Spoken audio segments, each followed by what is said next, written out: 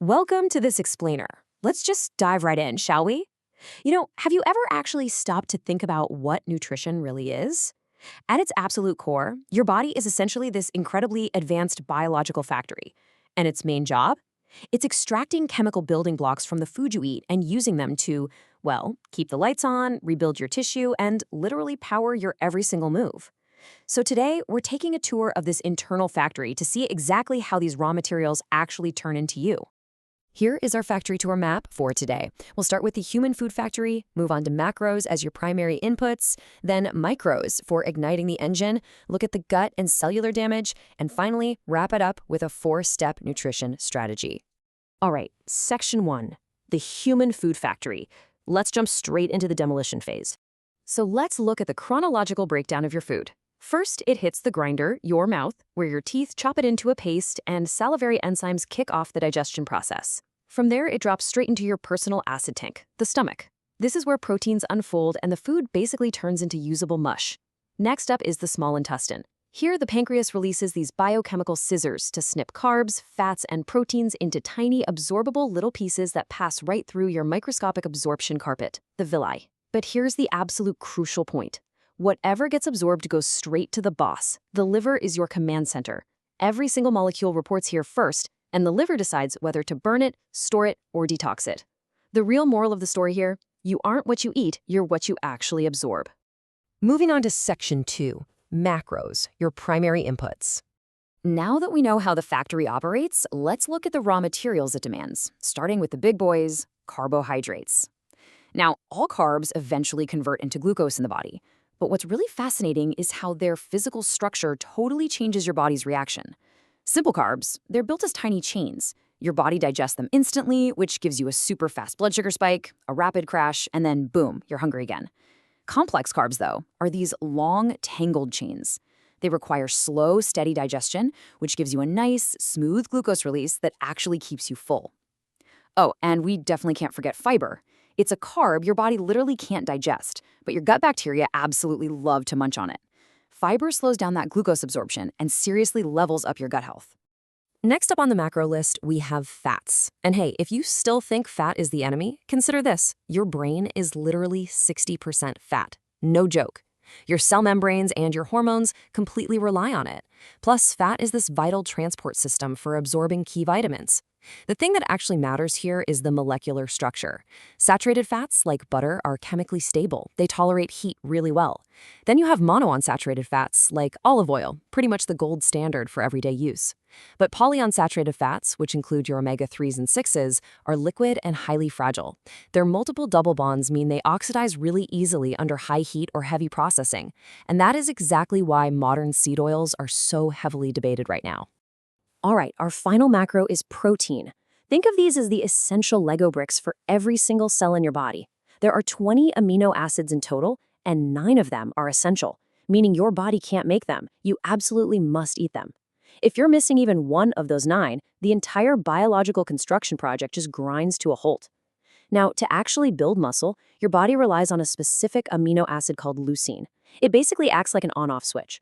For most of us, you need to hit roughly 30 grams of high-quality protein in a single meal to flip that switch on. Those tiny 5-gram hits throughout the day, yeah, they just don't activate it. So when we process these macros effectively, we achieve this amazing state called metabolic flexibility. A healthy human metabolism actually acts a lot like a hybrid engine. When you eat, your blood sugar rises, and because having high sugar is actually damaging, the body prioritizes burning it off first. That's sugar mode. Once the sugar is cleared out, a healthy engine seamlessly flips the switch and starts burning stored body fat. But here's the problem. If you are snacking all day long, you are constantly refilling that glucose tank, meaning your body literally never gets the chance to switch into fat-burning mode. You're just permanently stuck in sugar mode. Which brings us to section 3, micros, igniting the engine. Okay, so we have our fuel, but how do we actually spark it? Let's talk about our non-caloric nutrients. They don't give you energy themselves, but they're the absolutely critical spark plugs for your cells. Let's look at vitamins through a super simple metaphor. Fat-soluble vitamins, that's A, D, E, and K, are your long-term renters. They move in, stick around in your liver and body fat for weeks, sometimes even months. You just need a little bit of fat in your meal to absorb them. Water-soluble vitamins, on the other hand, are the tourists. Think B-complex and vitamin C. They come in, take some photos, do their job, and whatever isn't used leaves your body when you pee. Because they don't stick around, you have to constantly refuel them. Then we have minerals, which are quite literally raw elements from the earth. Think of them as your highly specialized factory workers. You've got the electricians, like sodium and potassium, which control electrical signals so your nerves can actually talk to each other. Then you have the builders, like calcium and magnesium, which maintain your structural integrity, things like your bones and teeth. And finally, the catalysts. These act as specialized tools. Iron, for example, physically carries oxygen around in your blood, and iodine fuels your thyroid. All right, section 4, the gut and cellular damage. So what happens when the machinery actually breaks? Let's move our tour further down into the gut, which, by the way, is often called the second brain. A damaged gut environment can trigger cellular breakdown all over the body, and it usually happens in 3 distinct ways. First up is inflammation. Now, acute inflammation is great for healing a paper cut, but chronic inflammation, that is a wildfire that never goes out, just slowly burning down healthy tissue. Second is oxidation. Just like a car produces exhaust, your cells produce free radicals. And if you lack antioxidants, those free radicals will literally rust your DNA. And finally, glycation. I like to call this the gunk. When you have excess sugar, it binds to proteins and caramelizes them, creating these sticky compounds that make your tissues incredibly stiff and brittle. Seeing all those ways our cells can degrade, it really begs a huge question. How on earth does the body fix all this rust, fire, and gunk?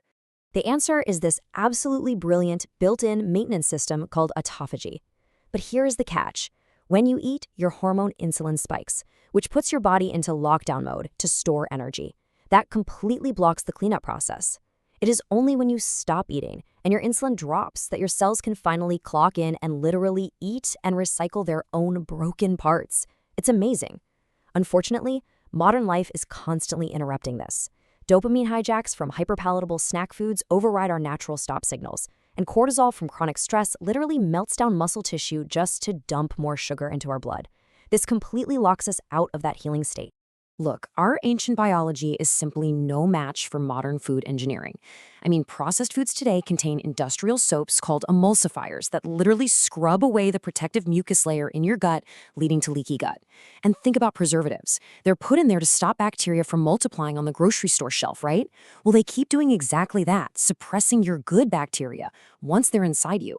So a really brilliant rule of thumb to live by is this. If a food didn't exist 200 years ago, try your hardest to avoid it.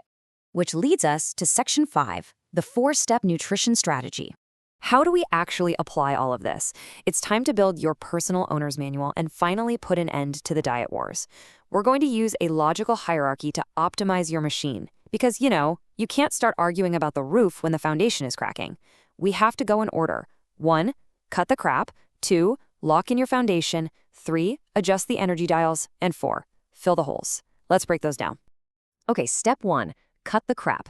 Before you count a single calorie, you have got to eliminate those industrial formulations that short-circuit your brain's stop signals.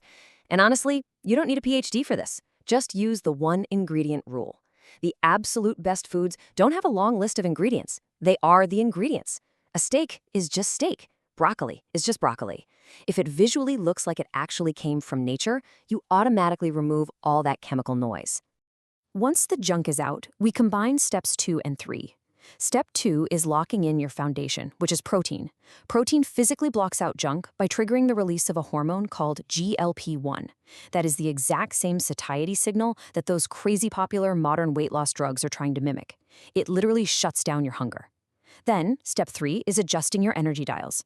See, your protein stays fixed, but your carbs and fats, those are just dials you turn based on your lifestyle.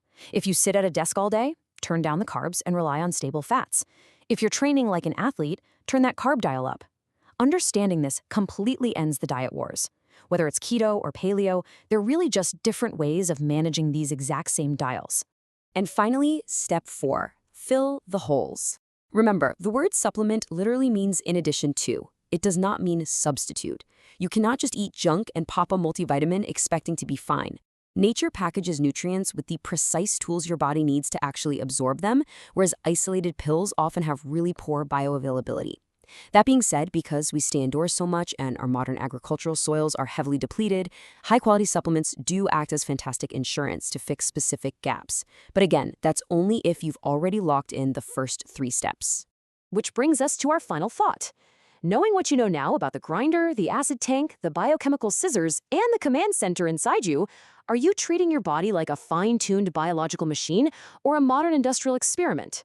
You have the ultimate owner's manual now. I think it's time to start treating your internal factory with the respect it truly deserves. Thanks so much for joining me on this explainer, and I will catch you on the next one.